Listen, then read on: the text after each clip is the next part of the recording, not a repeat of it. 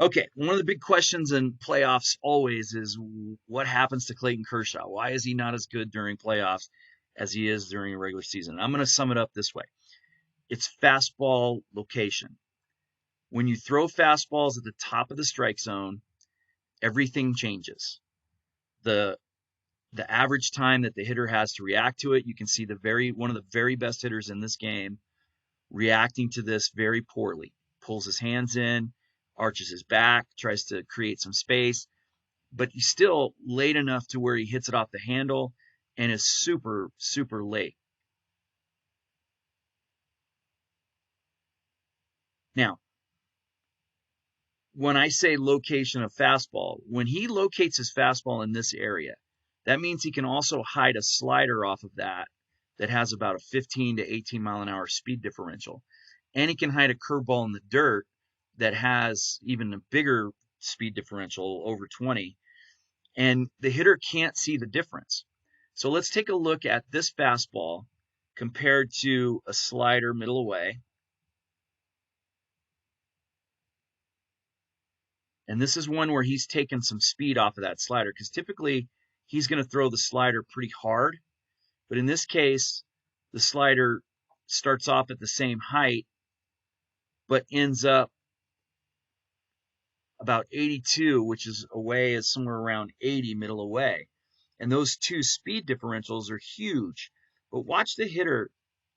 What you see is his foot goes down at the same time because he doesn't know the difference between these pitches. He doesn't know whether this is going to end up middle away, up and in. And so he initiates his body at the same time with both pitches. And he ends up having two completely different timings. One's late and one's really early. And that's just because the EV miles an hour of those two pitches is greatly different. So now let's look at that fastball and a curveball. We'll look at two different curveballs. This one is a curveball. Let me sync these together. This is a curveball that is designed to be a pressure pitch. They're in the same basic tunnel, although not perfect, but really close. And then the fastball ends up and in. Notice that the hitter is still making the same basic movements at the same basic time, especially in the beginning of the swing. The foot's going to get down because right now he doesn't know which pitch is which. He doesn't have any idea. So when Kershaw focuses on fastball up, number one, it creates that tunnel up, which makes it harder to lay off of that curveball, harder to lay off of that slider away, both in and out of the zone. And so instantly, all of his effective velocity um, factors get better, each and every one of them. And it's as a result of creating a tunnel, but that starts with where do you locate your fastball? If you have a fastball down and away, that same thing does not happen. He's not as likely to swing at that curveball that's intended to get that chase. So he's also going to throw this different type of curveball. From an effective velocity standpoint, it's called a freeze, and it is super effective because it has the effect of making the hitter, well, freeze, for lack of a better descriptive, because immediately out of the hand, it looks like it's going into the bleachers and not in the strike zone. And so hitters tend to take that, and that's why it's been so successful. He actually has another version of that I saw him use for a lot of different years, where he has the one that's super high like this, that goes over this fastball. So this is the fastball line.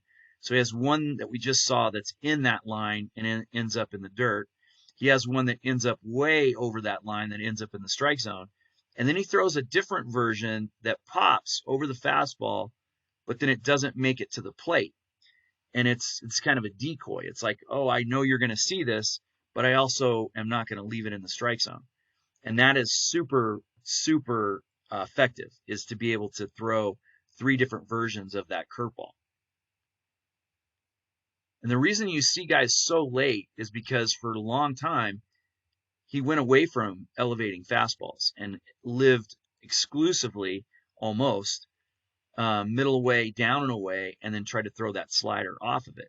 And so you would see a lot of different things. Let me take a look at the data really quick. And this is him in playoffs. This is over 1,000 pitches, and you can see they're everywhere, right? Fastballs all over the place.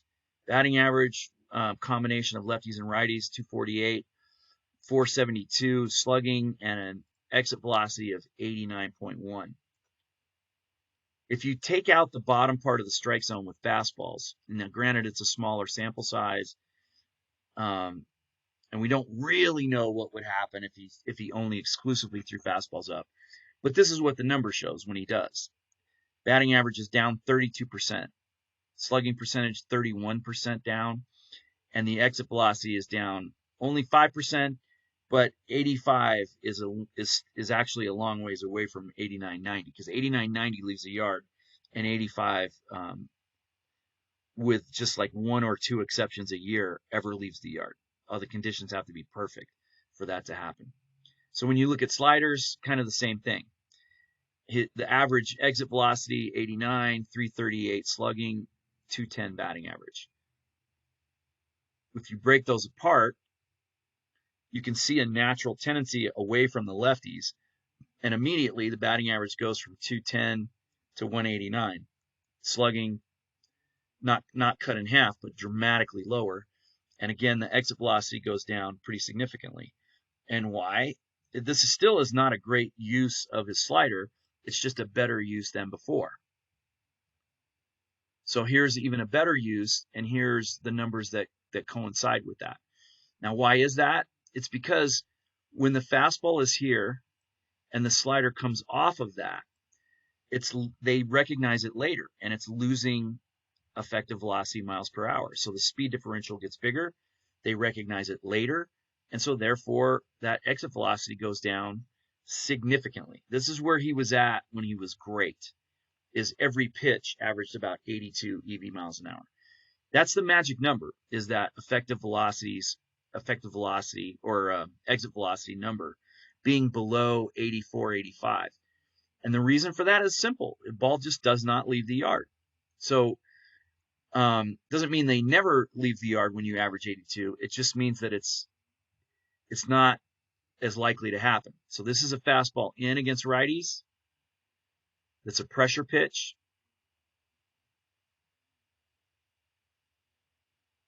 Same thing with fastball middle up and in the strike zone. When he lives in that part of the strike zone, it forces hitters to ambush. There's no accidental home runs that happen at the top of the strike zone with fastballs. Accidental homers on fastballs happen in that area away that I've showed you as the blue area. They happen every night in that area, but they do not happen in the red, in the up and in part of the plate. When they hit it out, they hit it out as a result of absolutely committing to that speed, but not that speed, not that 92 that you're seeing. That 92 is really about 97 EV miles an hour. And that's the magic number. When you're throwing 97, even if it's effectively, because if you're really throwing 97, it's more like 103 that you're throwing. But Clayton Kershaw still has 97 EV miles an hour left. And as long as that's the case, then you're going to get things like this. Because let me just kind of show you this differential out of the same tunnel. So when you have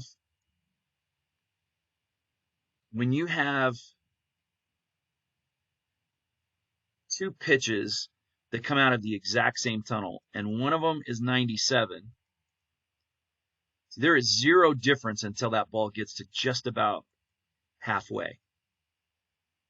So when Kershaw uses fastball up, he creates the possibility of going up with that fastball, above the zone with that fastball, in like we just saw. And because of how straight his fastball is with the lack of movement, there's a weird deception that happens.